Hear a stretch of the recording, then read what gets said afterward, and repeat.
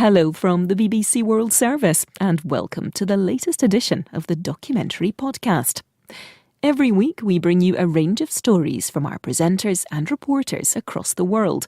If you have the time, please rate the documentary on your podcast app and leave us a comment. Let us know what you think. I'm Tim Samuels, a documentary maker and author, and I've been writing about the unspoken challenges and contradictions of being a man these days. In my book, Who Stole My Spear, I argued that many men no longer feel like men, especially in the traditional sense, and this was having profound consequences for all of us. Yet, we rarely hear what's truly on men's minds. So, a while ago, I suggested to the BBC that I examine what men think, or what men really think, or, as it quickly turned out, what on earth have some men been thinking, if they've been thinking at all. Because months into making this series, gender relations exploded. Abuse, sexism, misogyny, pay gaps, health gaps have been thrust to the fore by women. A seismic shift is underway. Light. It's such an exciting time to be alive, and I've been waiting for this since I was a little girl. It's amazing, this Me Too movement. It's amazing, this Time's Up situation. Silence. But I do understand where a lot of this psychological conditioning has come from. I mean, there's a lot of things that have gone into creating toxic masculinity. I don't think it is their fault. However, they can still be held accountable. Balance. The spark that lit these simmering tensions came out of Hollywood, and the accusations against a uniquely privileged movie mogul, accused of molesting and subjugating countless women, including some of the most iconic actresses of our age.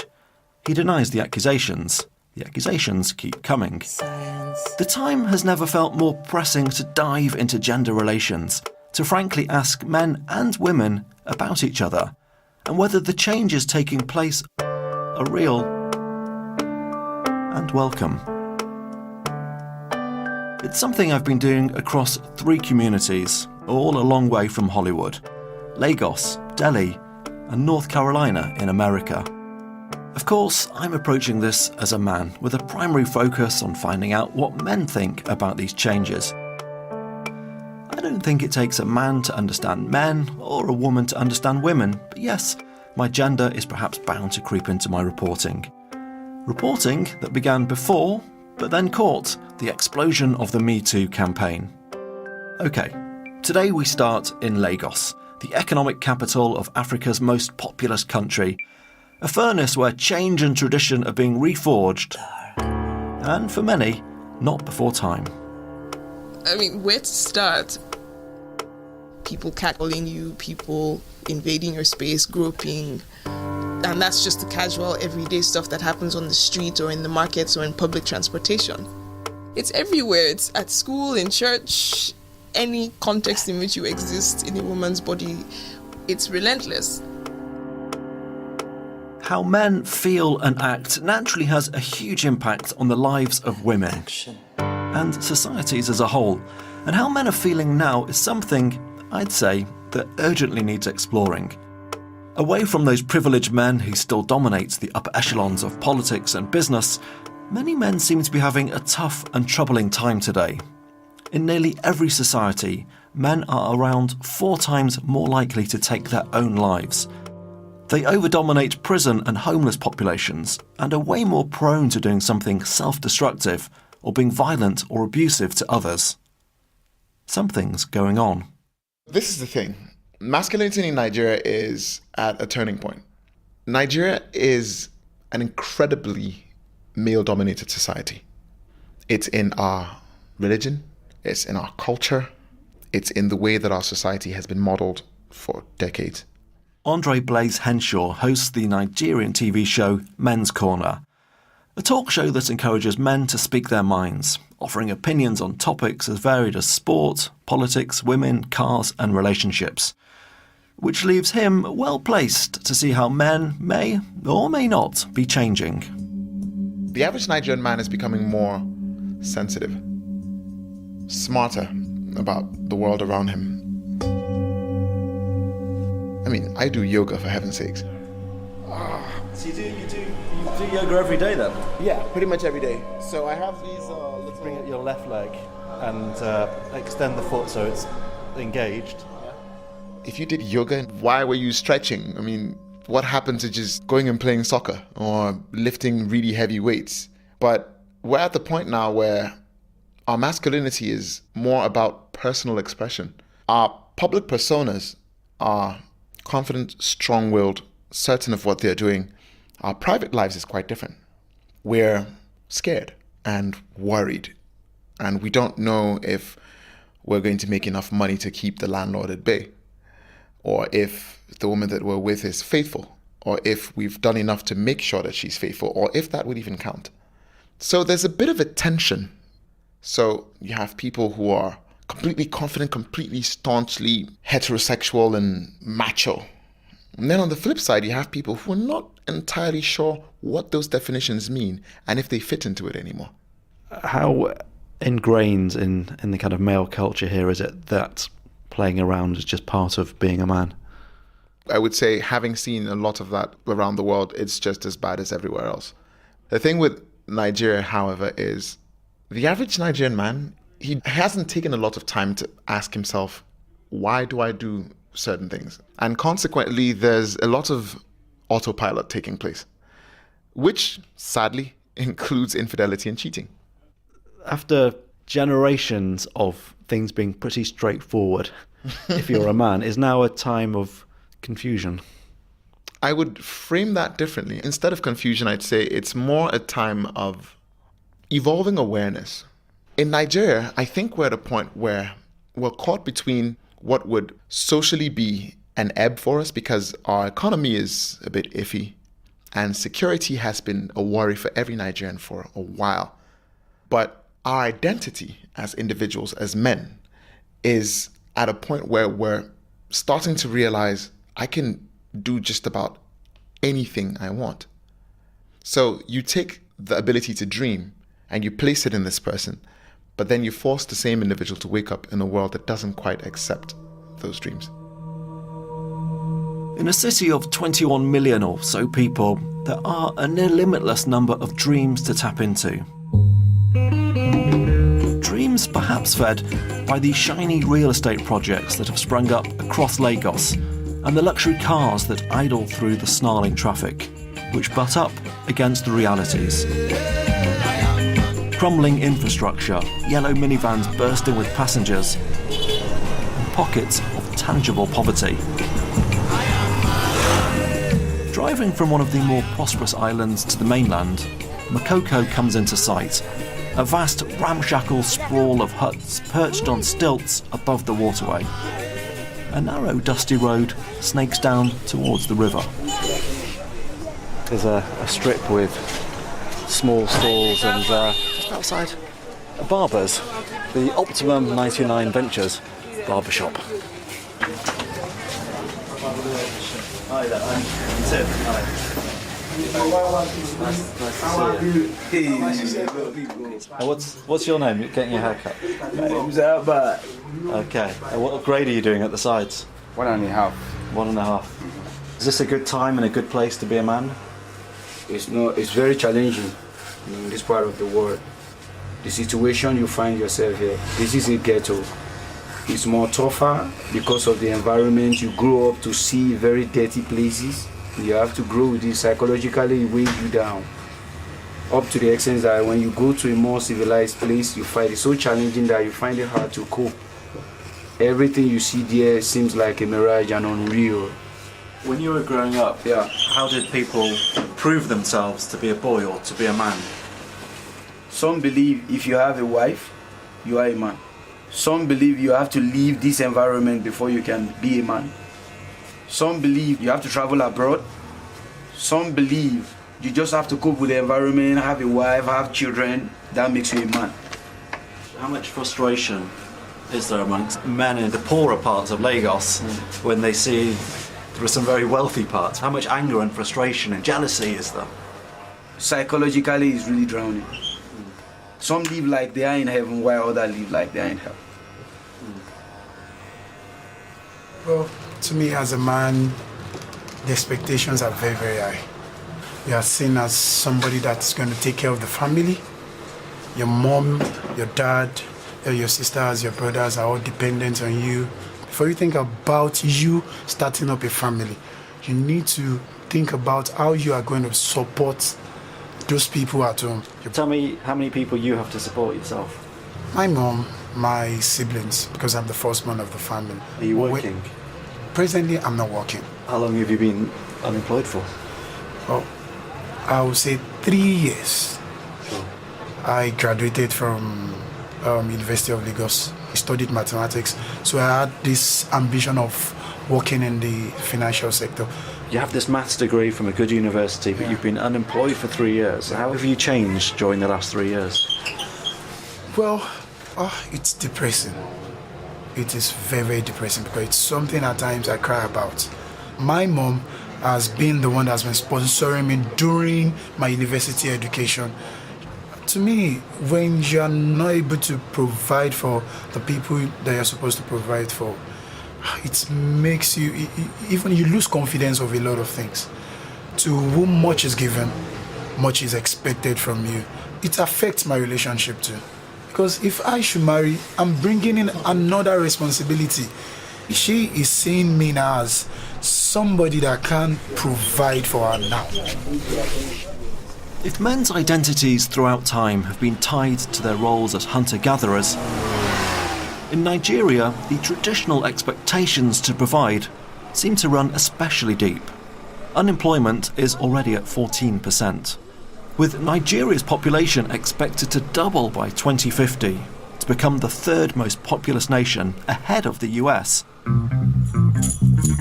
there are going to be an awful lot of men struggling to play the part of provider.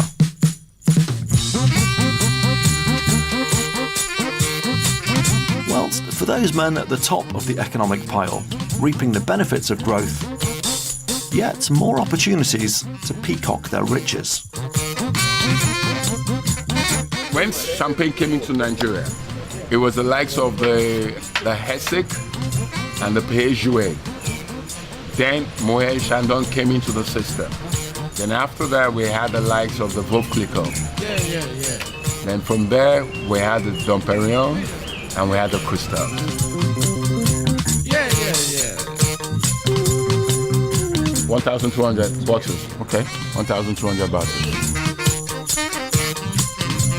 Wealth doesn't just bring conspicuous consumption. There are layers of responsibilities in a country where family loyalty is king and social security is scant. Outside a bar in the financial district of Victoria Island, a group of 10 or so smartly dressed guys wind down after work. Cigar smoke hangs in the air. Glasses of whiskey are being drained. They talk with the candour of old friends. When I realize I am a Is Nigeria a great place to be if you're a man? Absolutely. Absolutely. How many places in the world do you have a wife? You also have a few mistresses here and there. Can I have a very cold beer, please? Thank you. It emerges that for all the perks their wealth might bring, it also carries certain responsibilities. The men are obliged to offer financial support well beyond just their nuclear families. How many people do you think are in your personal support system? In my personal support system, I would hazard a guess, and probably say there are about 20. 20 people that depend on you? Yes. And that's 20. Family and staff? Family, I'll give you an example, just how supportive we are. So I went to church one day, with the family, we're driving out of church, and there was this family, this old man and two little kids, begging. I stopped, I gave them some money, then I spoke to them, then it turned out that the man could not support those kids.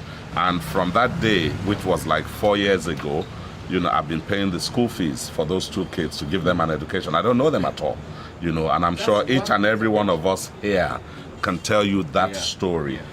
If you're a wealthy guy in Lagos, how much flexibility do you have to maybe have girlfriends as well as wives? The women are at home. easily doable. It is what we grew up with. It is what we have come to know. It is what we appreciate. The women in our society, frankly speaking, also do appreciate that, even though there's this tide in the world right now, all about equality and having an egalitarian society.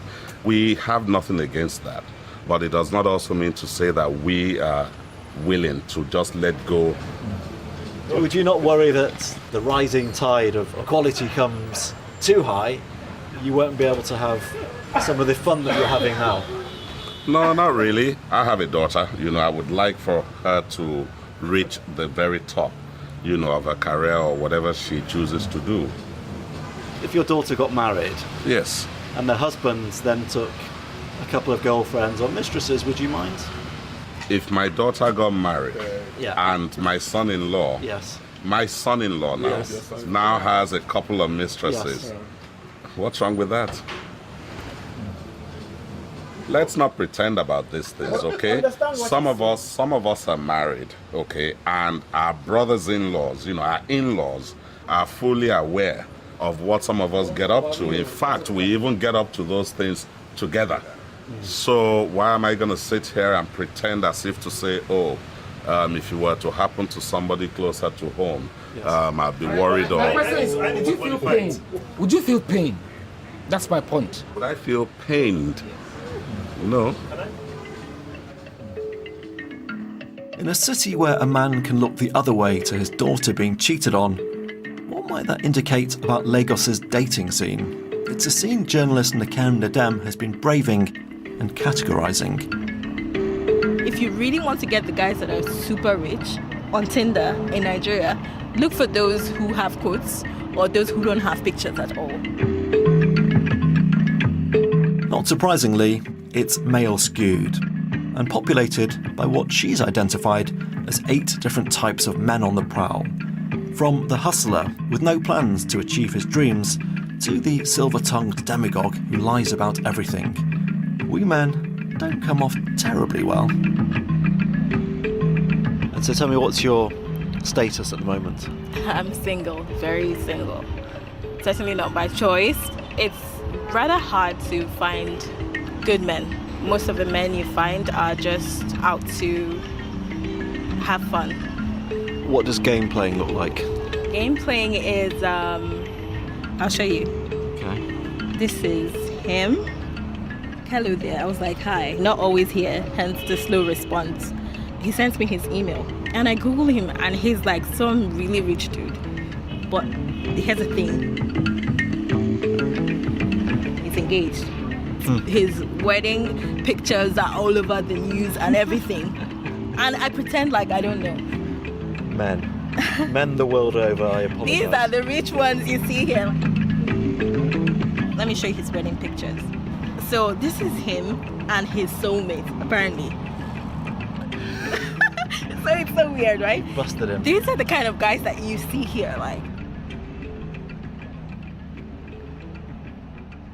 As a single girl in this city, how much pressure are you under to find someone and get married? Oh my goodness. The pressure is insane. For me, I grew up in a very traditional home.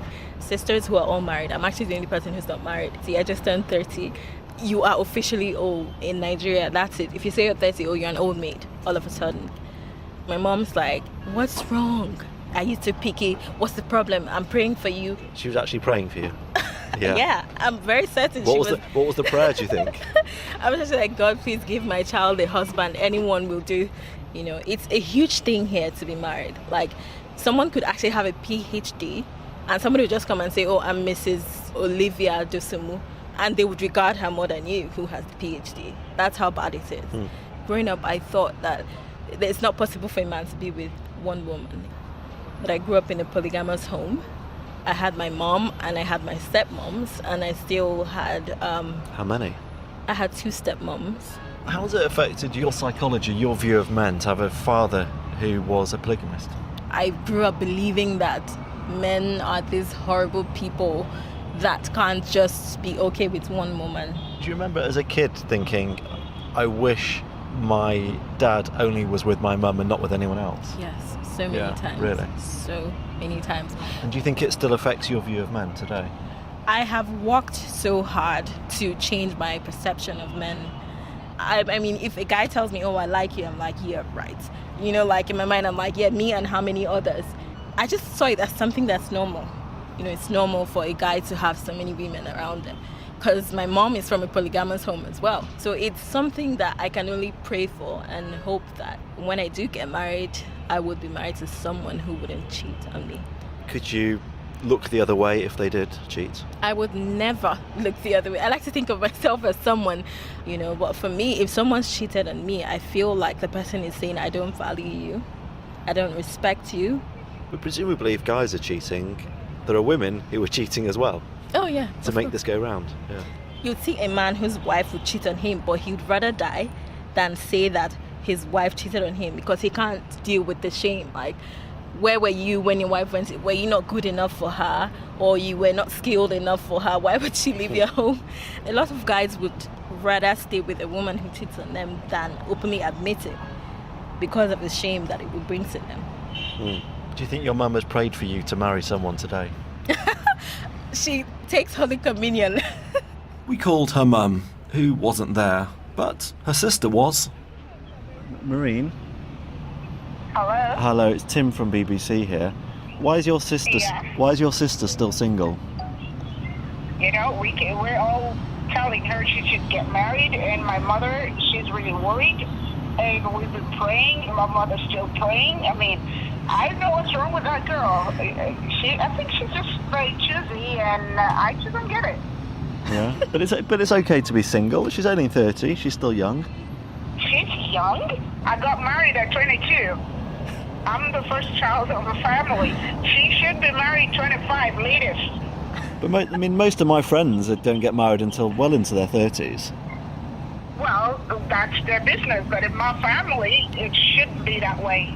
I think it is a kind of a curse if you're 30 years and still single.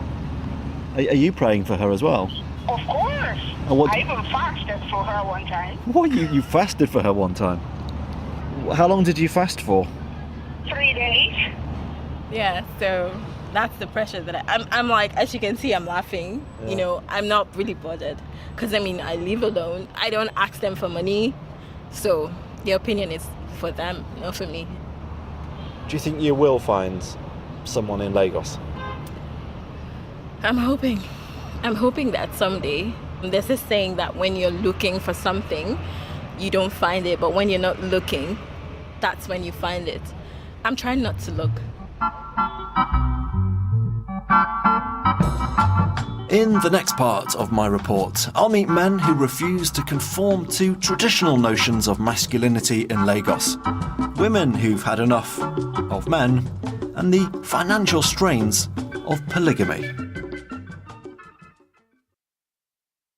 Starting on the 16th of April. A major new podcast series. She was laying with her head down there and her legs up here. A woman's unidentified body, a 47-year-old mystery, our investigation. Search for Death in Ice Valley wherever you find your podcasts. You can hear the preview now. Subscribe now and you won't miss the first episode. I'm Tim Samuels for the BBC World Service, asking an unusual question in these times. What's really going on with men? Lagos Talks. He doesn't have the right people. We have the BBC crew in the studio, and we're going to be talking about masculinity. On 91.3. This is Street Talk on Lagos Talks 91.3. Sitting by my window, watching the moonlight. How has a crisis in masculinity, certainly seen in men's mental health rates, come about? And what's the impact on men and women across society and politics? All at a time when men's behaviour has never been under more scrutiny, when women across the world have declared that time's up on abuse and inequality. My exploration continues in Lagos in Nigeria, a city where male privilege and behaviour has tended to go unchecked. But are women still willing to tolerate this? The all-women panel of 5 cultural commentators on the Dish radio show were at least willing to tolerate my presence.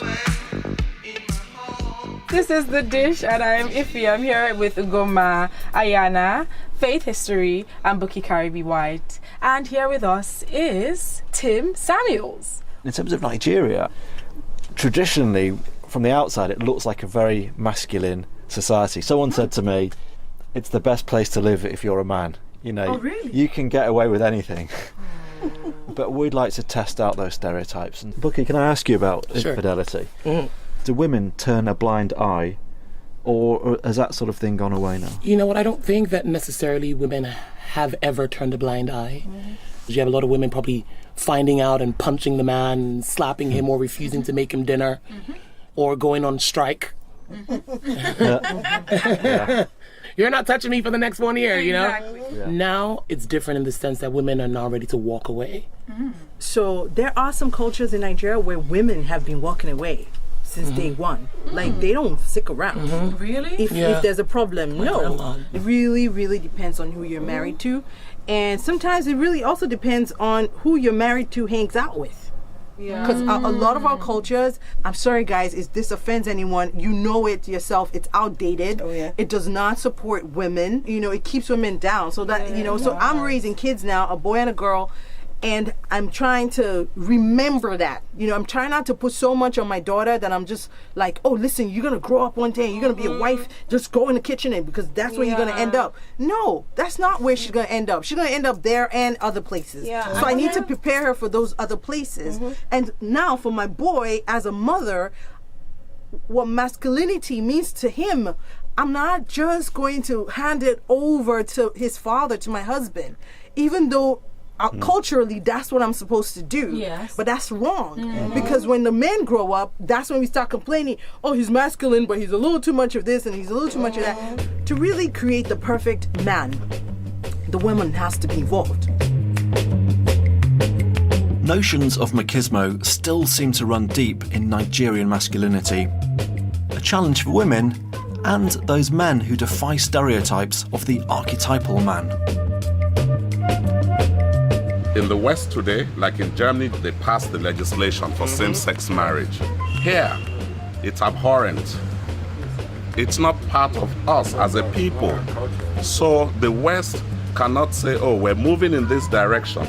So Nigeria, Cameroon, and everybody else just has to do that.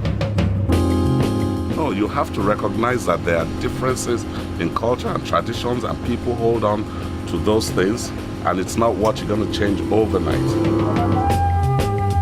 This enmity towards homosexuality crystallised in 2013, when the country criminalised same-sex marriages, organisations, and even public affection. It's, not surprisingly, tricky to navigate being gay in Lagos, as Daniel, a photographer, explained to me. They don't like to see men as vulnerable. But men are vulnerable. They are human beings. So when you were growing up, what was the notion of masculinity? My mom raised me since I was 4. Where we were living, the landlord wouldn't let us rent the house because they wouldn't give the house to a woman. Have you told your mum that you're gay? No. Does she suspect? I'm not sure. I don't know. I'm not sure. But then again, in Nigeria, it's not a topic people talk about and like with their family. I mean, if you were to tell her, I don't know. What would her reaction be? I don't know. Funny enough, I don't know. What's stopping you telling her? I don't even think I'm ready to like talk about that with her yet. But I guess they have suspicions and all. But Well, when did you first have a sense that you might be gay? Probably 16.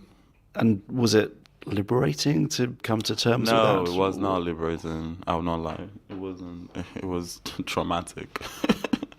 Growing up, you're told everything is wrong about it. It's never something they discuss in school. It's not something they talk about at home. It's not something your friends even talk about. I didn't even know anything about it. I just knew I was a bit effeminate, and that was just it. It was more of an internal conflict I was just like, oh, no, that's not you. I was even more religious. I was going to church more. You just have to decide what to do with it, either to accept it or to like push it away. What's the official position here as regards being gay? 14 years in prison. If you're caught with a man? Yeah. And do you know anyone who has been caught? No. I've seen pictures of people caught and they had to embarrass them in the streets and set them on fire and stuff like that. Jungle justice, that's the biggest disadvantage here. Do you ever think about moving to a different country where you can live with less subtlety and just be out there and open? Yep. And I'm hoping in future it happens. But I always love to come back to work here. There's no scene like Africa. There's so much here that people haven't even seen or touched. If being gay is an affront to traditional notions of Nigerian masculinity, there are also entrenched taboos when it comes to mental health. To somehow risk being perceived as weak by admitting to psychological illness. But in Lagos, there seem to be nascent signs of shifting attitudes. Victor Ugo, a young doctor, has founded the Mentally Aware Nigeria initiative. He's now seeing men opening up about going through tough times. I met him with a couple of guys who've been willing to seek support. For a guy to want to talk to someone about his issue, he has to trust the person explicitly that they're not going to tell anybody else, because once you tell someone else, they'll be like, wait, that guy? I mean, he's a man, he should man up. So man up is a constant thing to tell you, to man up. What do you think the pressures are on men in Nigeria today which might be contributing to this mental health? I think there are a lot of pressures. You need to get married, you need to provide for your family. You cannot be married to a woman who's richer than you are. It mounts incredible pressure on men. When you're done from school and the first thing in your mind is, I need to get a job. You see a computer scientist working in a hospital, a banker working in a pharmaceutical.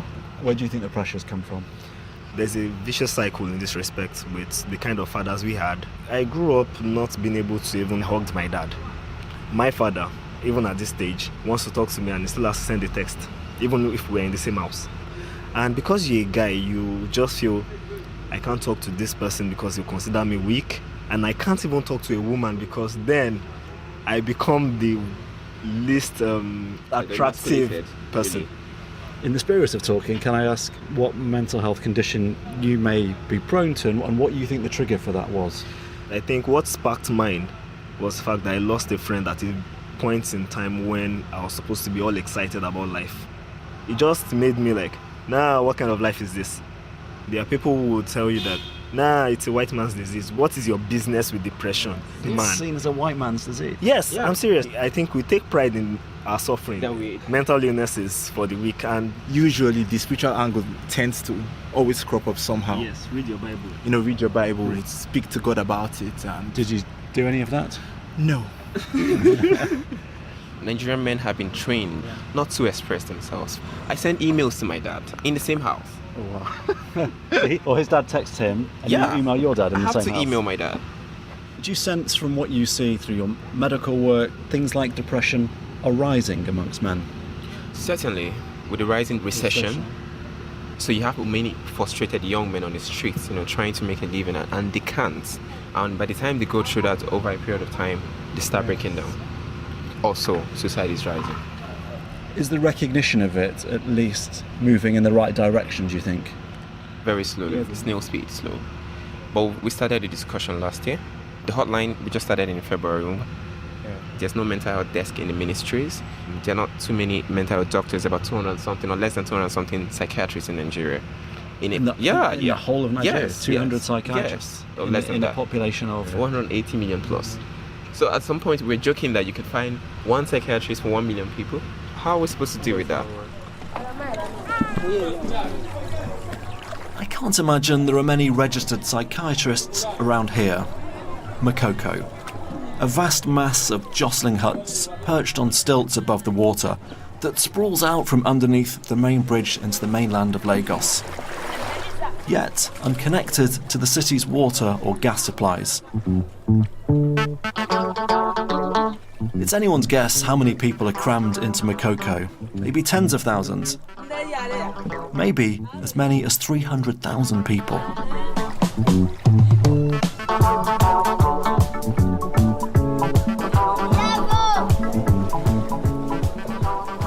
It's a bit like being in Venice, except we're being gondoliered through I guess it feels like a shanty town with a lagoon running through the middle. And it's a bit like Dodgems as other boats come to us and we sort of just barge into each other. So we've seen some of the swankier sides of Nigeria, and everywhere we seem to go there are massive building projects underway and often half constructed, a sign of the kind of boom and wobble that the economy's been through here, and that almost centrifugal force to get on the wealth train here. But this is a city of, I don't know, maybe 20 million people, no one's quite sure, and there is still an awful lot of poverty, and we're looking to speak to the guys who really are nowhere near the top of the tree.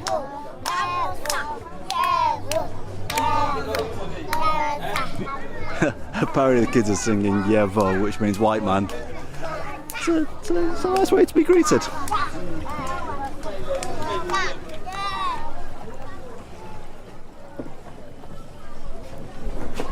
The Independent Baptist Church Makoko Waterside programmes. So he's the chief. You're the chief. What do I address him as? Your chief? What is your full title? Chairman Emmanuel. And as chief, what powers do you have? He said his power in the community is that if anything happens in the community, he has to call the people fighting and tell them not to fight again. What's the punishment if somebody has an affair with another man's wife? They will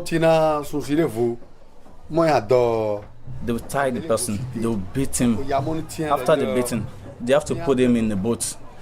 And the same thing happens to the person, they have to chase him out of the community as well. Why is it such a crime that you get beaten, put on a boat and cast out of the community for sleeping with another man's wife?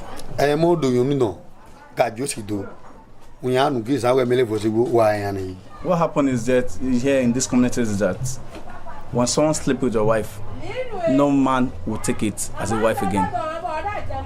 So that's why we don't want such crime in this community. What happened to the woman who's having an affair? Now we just People will come and sit down, they'll talk to her that we don't want you to go to market again for like 4 to 3 months. And they can even beat her as well, but they won't chase her out of the community. They stop her going to market? Yes. In this community, what role should a man play and what role should a woman play? The main occupation of this community is fishing. Man have to go out for fishing. When he came back with the fish, a catch, the woman have to take it to the market. Is a woman allowed to go out fishing? It's not allowed in this community. Why not? Storm, a big storm. If a woman is in the boat, they'll be making this different kind of noise. They'll be scaring, hey, this is what is happening. No, I don't want to die. I don't want to. So the man can get scared. If a woman came to you and said, Chief, I want to go out fishing, and I promise if it gets stormy, I won't make any female noises, would he let her out? Before they will allow her to go, they have to say that she's capable of doing what she can do. If she's not strong enough, the chief now will not allow her because of the wave.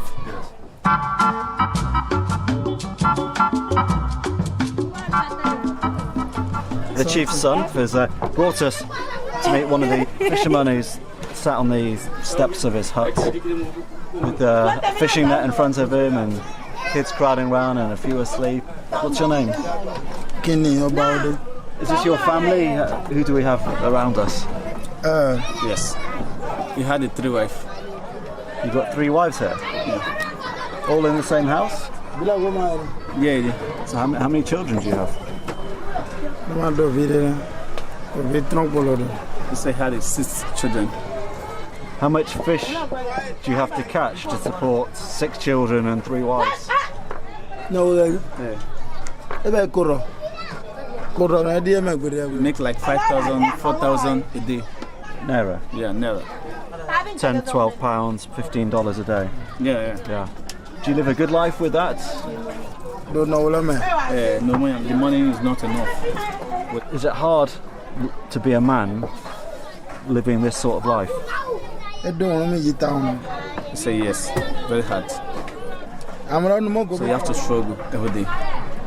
What does your wife say when you come back with not enough fish? What do they say to you? With a fish that is not enough, the wife is not happy. If you don't bring back enough fish, do you get less sex? He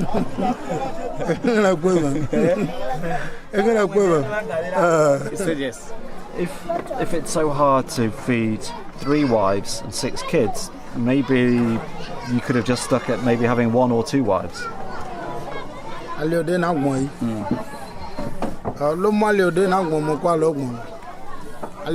said looking at it, it's better for someone to have 1 or 2 wives than 3 wives. So do you regret the 3rd wedding now? He said yes. And do you promise that you won't have a 4th wife?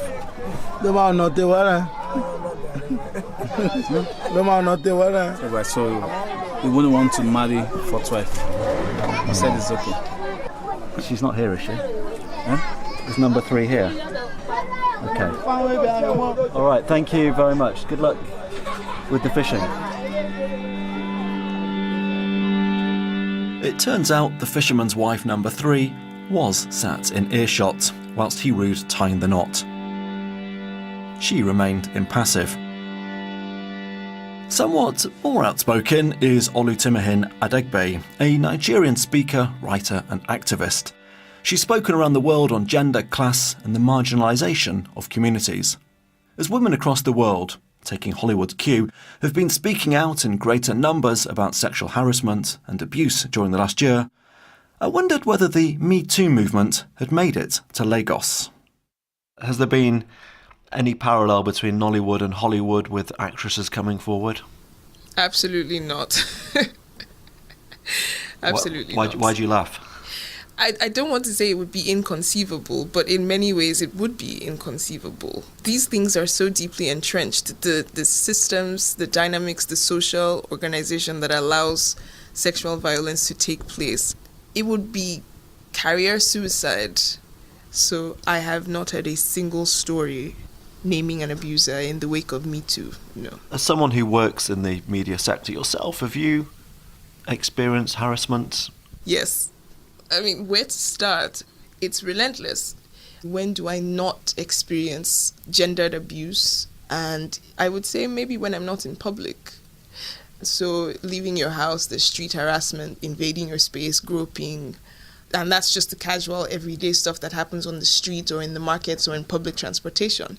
It's everywhere. It's at school, in church, pretty much any context in which you exist in a woman's body.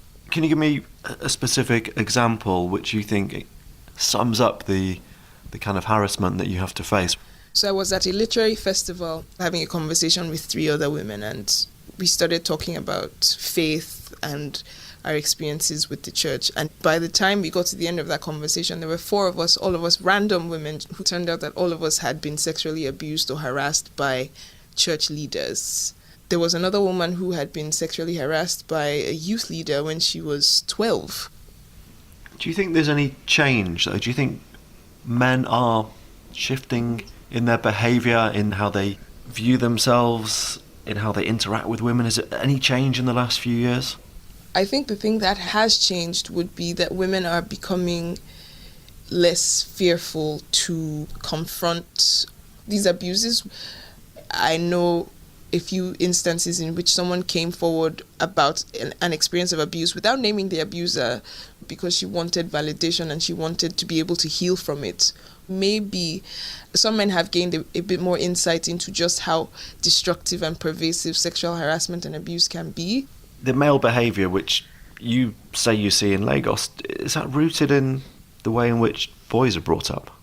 It's not just the way in which boys are brought up, it's the way in which boys are brought up and men are allowed to remain those boys that they were when they were 5, 6, 7, 8, 9, 10, whatever, for life. I have a brother, and I would say that my household was absolutely feminist, and yet my brother has grown up into a very patriarchal man who defines himself in many ways by his ability to dominate the women in his life and exert his superiority over those people. The message that he got from this broader society let him know that this is an okay way to be. The conversation needs to be happening about systemic issues, because it's not enough for individual men to be nice or good. We need to change the broader social system. Do you ever feel like you've had enough of Lagos and as a woman you want to get out and move? All the time. Leave the country? All the time. Yes, all the time. It's exhausting. Yes.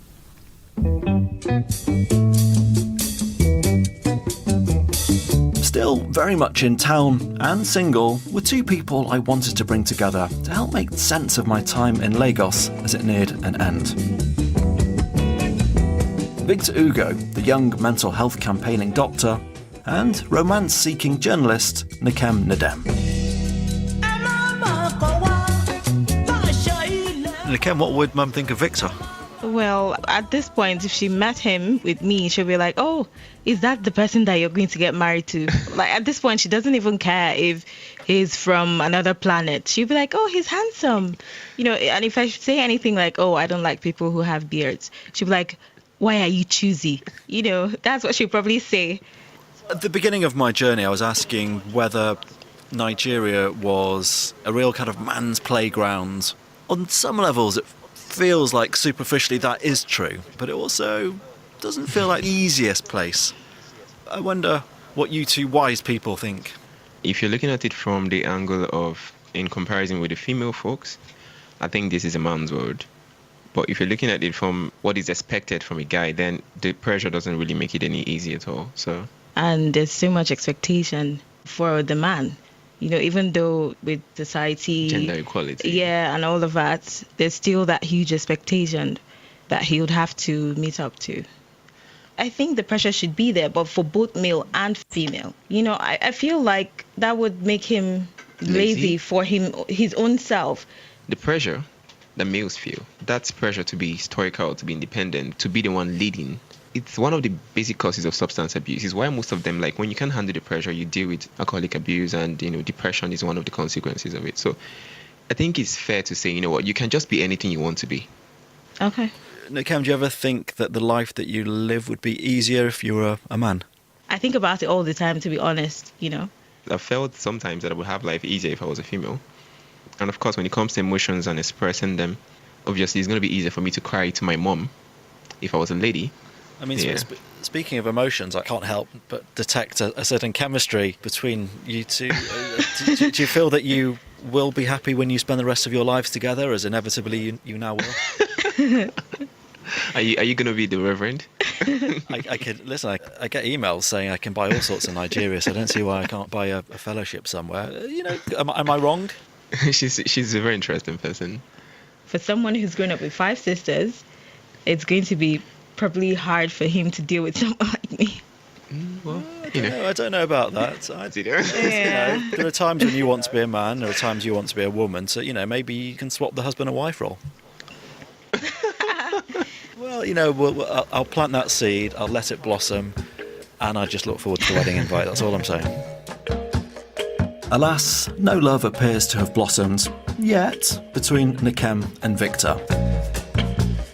But in some ways, they encapsulate some of the very slowly shifting gender changes taking place in Lagos, where a man can now openly talk about his emotions and expectations, though he's something of a lonely voice in a culture still laden with machismo,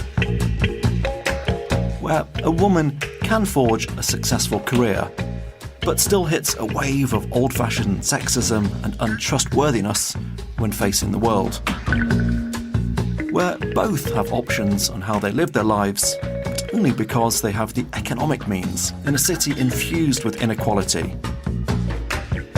A man's paradise, though? Many a man might beg to differ, but for the privileged men who want to keep it that way, Lagos does seem insulated for now from the changes that are buffeting other parts of the world. Next week, we're in the US state of North Carolina and deep into the gender and culture wars that are playing out across America. A nation home to the Me Too movement, yet under a man many see as one of the most hyper-masculine presidents of recent years. What Men Think is a Tonic production for the BBC World Service.